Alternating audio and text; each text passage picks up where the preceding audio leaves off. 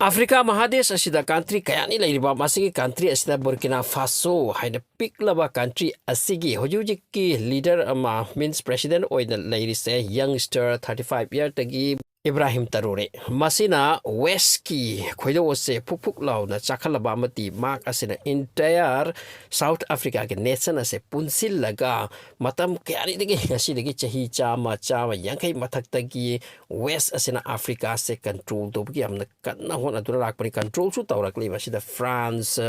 kasidi am jaw role amani lawduna lairise South Africa somda hojik Burkina Faso ki president asina jawrba hojik mobilization ama ano ba yawala mapurakpagi damakta yamna kanna hotarakli maduna maram oiraga hojik ase Ibrahim Tarore ki mathakta west ki mityang ase am kanna lay aduga mark na surakli thabak se against the neo colonialism west na Africa da konsiliba Africa ki kanglup singa se thoina ina kara khunde dara makoi sibu control tawraga South Africa da lairiba wealth amati masida natural aduga source amna mamal tang rab lay masibu makoi da labor oiraga masai country da thokle pot adubu masai country gi mi adubu lothokhan ba labor oiraga adubu mahi chupna west asina tawdna lakpani masigi thaba asini yam koina chatharakli se masigi against ni hojik yamna chaw kholaw amal laurakli se Africa rom dagi aduga masida leading role lorli se Burkina Faso ki president Ibrahim Tarore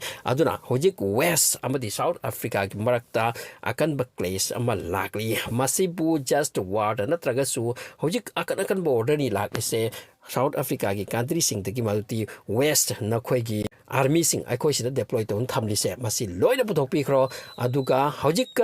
tongan ba prithibi ama ki Geo-Politics am da lakre makoi gi khonjel kholau ti mati west na koi mathau da dre amasung na koi bukoi khangkre ngasi chahi kya dagi na koi da kari tawrakli na koi gi pot kari pukre amasung aikoi gi status na kari oihori na koi na kari oihore oikre haibo phom se mokoi phajana mit pangle aduna hojik west country ase thadok laga Africa gi country sing ase Russia rom da kanna napsilak pagi thabak tawri recently Ibrahim Tarore Russia gi President Vladimir Putin ga unakre phangnakre adugi matungda Putin gi side tegi su yam trust ka loinana wafam khara thamkhre madudi aikhoina nakhoi gi tamakta ase pini haiduna hojik inter South Africa masiga loina Russia pun ki batar ke west ki oina masi chau na loss oiningai ni amasung world Geo-Politics ta jarbas change amani sif amani ora kadori se war lang amamo oirak laga su masi Russia bu in bangam loitaba nam bangam loitaba atu gum oirakani maru umpang kan kragati madu bu inthu ba ma ti defeat the wide na madu ki condition to ni hoju oiri se West country singi wakalon amadi Russia gi wakalon ga kenai makoya si Christian masero bayai adubu wakalon yam kenai West country singi hanadagi oi basiku bapatta wakalon amal lai sini madudi nakoya se means South Africa gi Negro kanglup amuba kanglup gi jati asida based oraga haiba matamda makoya sumna kalli sini madudi nakoya se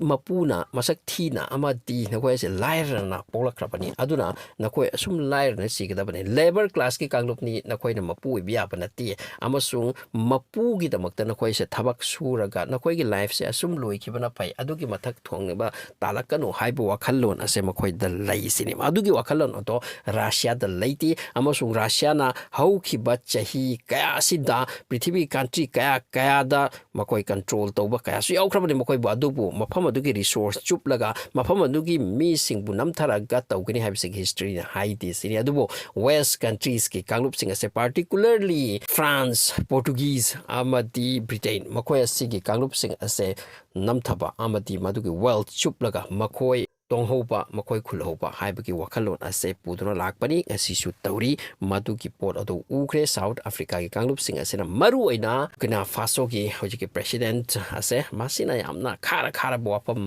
kaya amati yam akalakan bawafam kaya west ki leader sing ati mathaka thakrabani makoi country de leba France ki khoi ki troops sing khudak to puthoko amsung nakhoi ki darkar oite even IMF ki World Bank ki paisa pawda khoi darkar oide khoi isabu isana yokpa amadi isabu isana kola gairaga semgat padung kanglup ni adubu world affair da makoya se prithibi ke chatna dabdi yati aduna makoya se kanaga chatminarga di fagani haiba asida makoi Russia choose to kibani aduna hojik west ki meeting de Ibrahim Tarore ase am chawna meeting makada lay aduga west sing khali masigi angang ase masine kai torpa khangdi haidura Israel America France, Germany, Mokoi Sing ase, Hari Burkina Faso presidency Matata, Akan Bamit Yang Matamisini.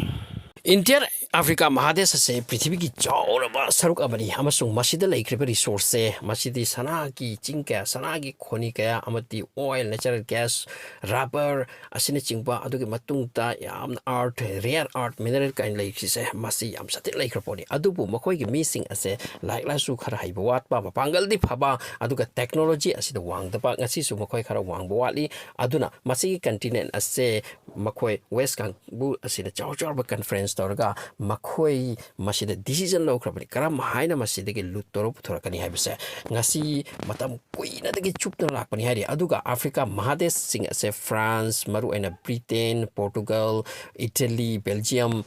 asising asina control tore angakpa phangna control toraki maru aina France ase yam chawna South Africa ramda control tawna lakpani aduga makhoi gi khutagi France na independent pithok lamba ama independent pithok lamba country kya leikri dana masigi independent pithok lamba sing asina South Africa gi makhoi nation sing harau bai khoi independent phangawri aiduna adubu independent pidringai marak sita makhoi na chup kadaba ya chup kre madugi country eduki resource purumak kase langthokan loikre asomda Africa ki mi singi yum sing ato just yeng bata hat ki yum laibak na sabe yum check na sabe yum ka chu uponate adugi phibam dani laikre se aduga somda west lom da khungribe ina khunse high towers skyscraper na paikre masi purumak ase sagat pada Africa rom te ki phaglak khiba aduga misen tum adu sing atu ne chingi adu sing atu yaukri pone asum haina ngkhoi ngasi de bribe oidan thamlak pasina ngasi phau de bribe to dan lakpani masi ki against Nelson Mandela khoi ama masina yamna kanna masi gi